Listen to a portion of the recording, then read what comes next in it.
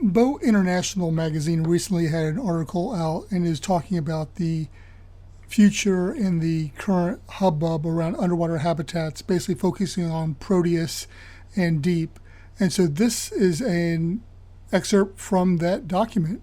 Welcome to Colonize the Ocean podcast, where we discuss oceanic colonization, exploration, and education with your hosts Adam Jewell and Brendan Traxler.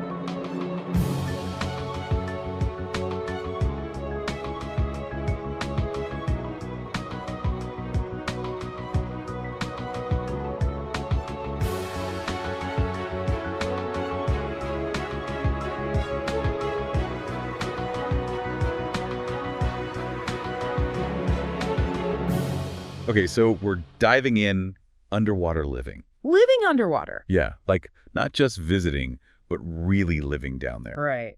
Like making it our home. It's always been this kind of sci-fi dream, right? Totally. Like something out of a movie. But are we getting closer to that? Well, that's what's so cool about these articles you sent. It seems like science is actually catching up to that out there idea. Okay, so first things first. Let's be real for a sec. Is this even practical?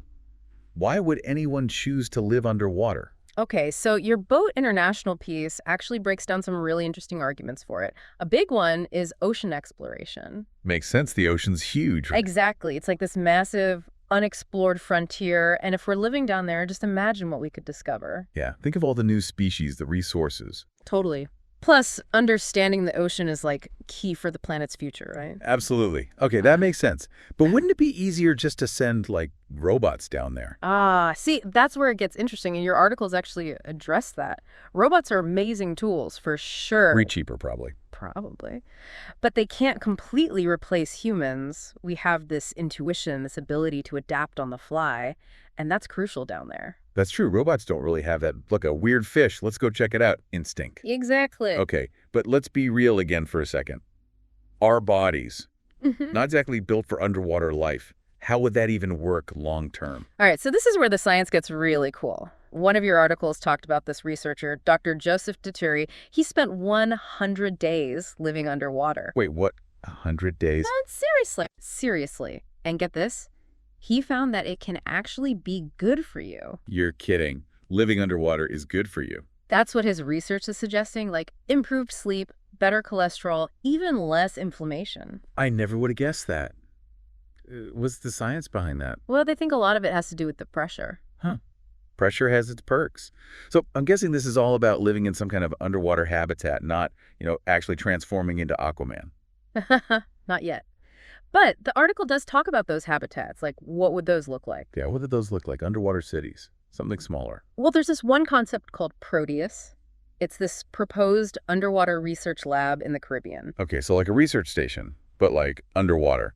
Yeah, exactly. They want to design it for long-term stays, focusing on coral reef research. It'd be huge. Like an underwater International Space Station, but for coral. Exactly. And then there's the Deep Sentinel, which is smaller, but it's already being used. It sits right on the ocean floor, so researchers can study a specific area for a long time. Okay, both of those are super cool. But it can't all be smooth sailing, right? I mean, what are the downsides to all this? Oh, for sure. The articles mention a few big ones. Cost is a major one. Building and maintaining these places is expensive. Yeah, that makes sense. What else? Well, there's the psychological side of things. We still don't fully understand how living in a confined, isolated environment long-term affects people. Yeah, humans aren't exactly known for thriving in isolation, are we? Not really. And of course, there's the environmental impact. We have to be so careful not to disrupt marine life even more when we're building these things. Right. We don't want to solve one problem just to create a new one. So after diving into all this, are we about to see a mass underwater migration? Should I be trading my apartment for like a seaweed studio anytime soon? Probably not immediately. There are still those hurdles we talked about. But it's clear that things are moving forward. Who knows what the future holds, right? Right. Imagine if we can figure this out. Could it be like a blueprint for living in other extreme environments, like space, maybe? That's a really interesting thought. If we can make it work underwater, who knows what else is possible, right? From the ocean floor to the stars. Well, thanks for diving deep with me on that one. That was pretty fascinating. Anytime. It's amazing stuff.